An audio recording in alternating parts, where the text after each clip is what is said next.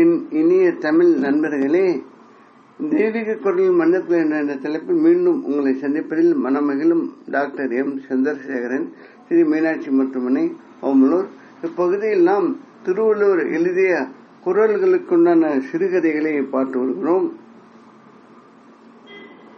இக்கால மன்னவாளில் நடைபெறும் வாழ்வு நிகழ்வுகளை கதைகளின் பொருளாக கொடுத்துள்ளதால் திருவள்ளுவர் கருத்துக்கள் எக்காலம் பொருந்தும் என்பதை நாம் இதன் மூலம் உணரலாம்.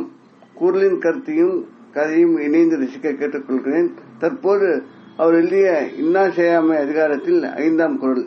இது எண்ணிக்கைப்படி 315ஆம் குரல். குரல் என்னவென்றால், அறிவினான் ஆகுவதுண்டோ பிரிதின் நோய் தன் நோய் போல போற்றாக்கடை.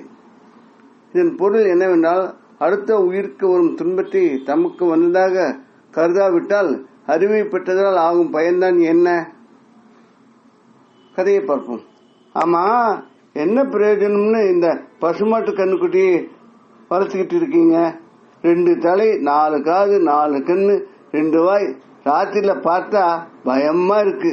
ஒரு வருஷத்துல 2 வயல தின்னு நல்லா 3 வயது மாடு மாதிரி பெருத்ததுதான் மிச்சம் என உமாதேவி தன் கணவன் பரமனிடம் சத்தம் போட்டால், பெரிய மாட்டு பண்ணை அது. 100 கணக்கில் மாடுகள் உள்ளன. பல ஜாதி மாடுகள் உள்ளன. பால் வியாபாரம் மாவட்ட அளவில் நடைபெறுகிறது. பால் பொருட்கள் உற்பத்தி கம்பெனியும் அங்கு உள்ளது. பசுமாடுகளை பராமரிக்க கால்நடை மருத்துவர் ஞானசிகாமணியை பரமன் ஏற்பாடு செய்திருந்தார். அவர் தினம் 2 வேளை வந்து பரிசோதனை செய்து ஆலோசனை வழங்கி வெற்றிகரமாக பண்ணையாக நடந்து வருகிறது. இதனால் மருத்துவர் சொல்வதை பரமன் கேட்பார். பரமன் பண்ணையில் ஒரு பசுமாடு கட்ட கருப்பி என்று எல்லாரும் அழைப்பாங்க. அந்த மாடு ரொம்ப புத்திசாலி. வேலைக்காரர்களுக்கு எந்த தொந்தரவும் கொடுக்காது. குளிப்பது, தின்பது, மேய்வது, பழகுவது எல்லாவற்றிலும் ஓகே. அது 2 பெண் கன்றுகளை ஈன்றது. அவையும் அதே அறிவுடன் அன்புடன் வளர்ந்தன. பரமன் பிள்ளைகள் சங்கரியும் பள்ளி முடிந்து வீட்டிற்கு வந்தால் கருப்புடன் அதன் குட்டிகளுடன் விளையாடுவார்கள். சரியான கலகலப்பு, ரகாலைதான். பாட்டு போட்டால் அதற்கேற்றவாறு ஆட்டம் பாட்டம் இல்லாமல் நடக்கும்.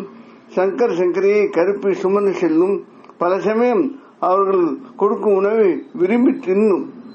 ஒரு சமயம் வராண்டாவில் சங்கரி படுத்துக் கொண்டிருந்த போது கருப்பி அங்கு வந்த பாம்பை மிதித்தே கொண்டது. அதனால் பாசப்பிடிப்பு மேலும் அதிகமானது. ஆனால் உமாதேவிக்கு கருப்பியை கண்டால் பிடிக்காது. பார்க்க லட்சணமா இருக்க வேணாமா என்பான். ஆனால் அதன் புத்திசாலித்தனம், அது தரும் அதிக பால் உமாவுக்கு பிடிக்கும். பரமன் சொல்வார், பாலுக்காக கருப்பியை ஒதுக்குறேன், இல்லாவிட்டால் சொத்து விட்டு விடுவையா என்பார். அதுக்கு அவளும் ஆமா அப்படித்தான் செய்வேன் என்பார்.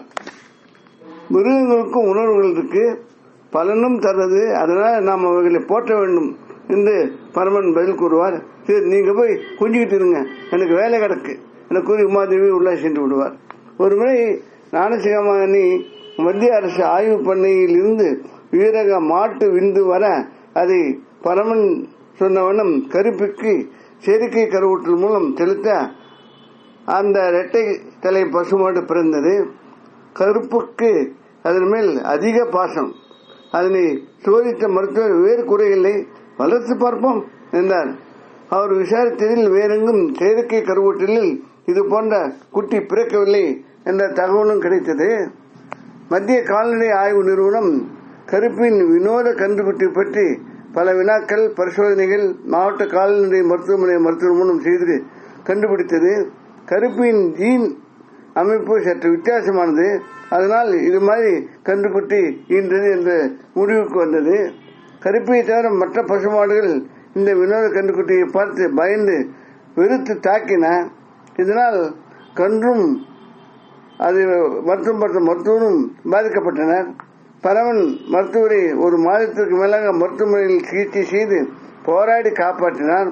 புது கன்றுக்குட்டியும் சரியாக உடல் தேர 1 மாதத்திற்கு மேலாகிவிட்டது. செலவும் வைத்தது.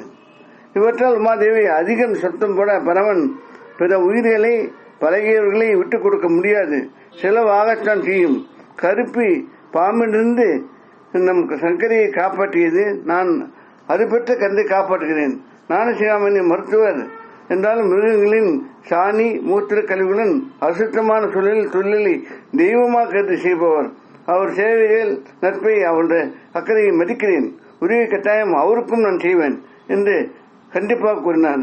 இரட்டைத்திலை பசுமாடு அதிசயம் காண ஊரே திரண்டு வந்தது. அது வளர்ந்து சினையாகி இதே மாதிரி கன்றுகின்றது. ஊரில் இதே பேச்சானது. பால் 3 மடங்கு அதிகமாக கொடுக்க அக்கம் பக்கம் விவசாயிகள் புதிய கன்றுக்குட்டியை வாங்க முயற்சிக்க பரமன் தரவில்லை. பாசத்துடன் வளர்த்தார்.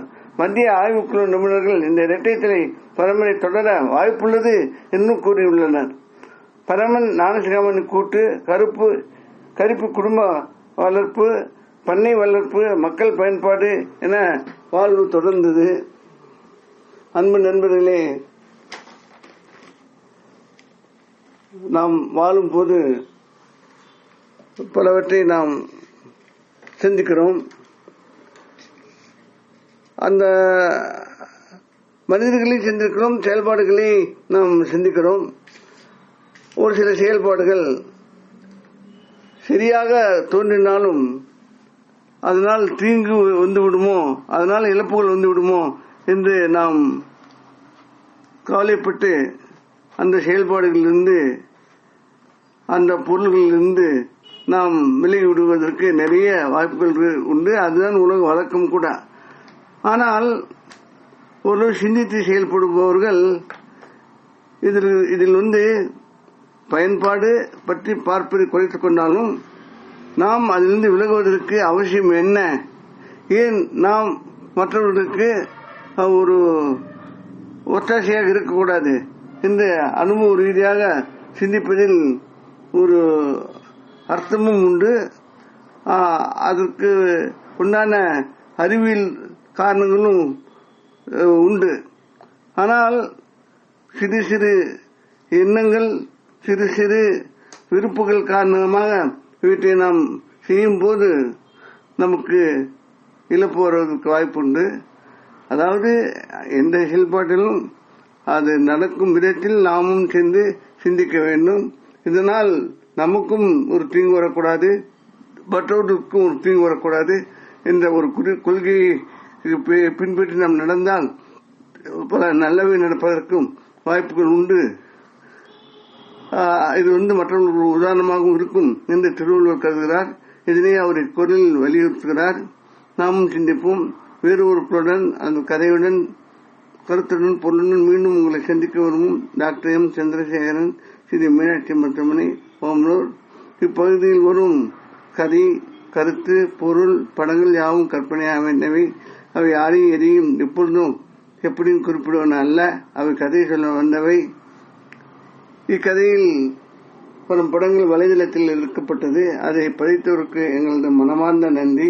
இக்கதையினை மற்றவருக்கு அனுப்பி இலக்கிய சேவை செய்த கேட்டுக்கொள்கிறேன். மனங்கவர் முருகனால் தமிழ் மேலும் வளர்ந்து மக்கள் வளம் பெற வேண்டி விடைபெறுகிறேன். வாழ்க தமிழ், வாழ்க திருவள்ளுவர், வாழ்க திருவள்ளுவர் எண்ணங்களும் செயல்களும். வணக்கம்.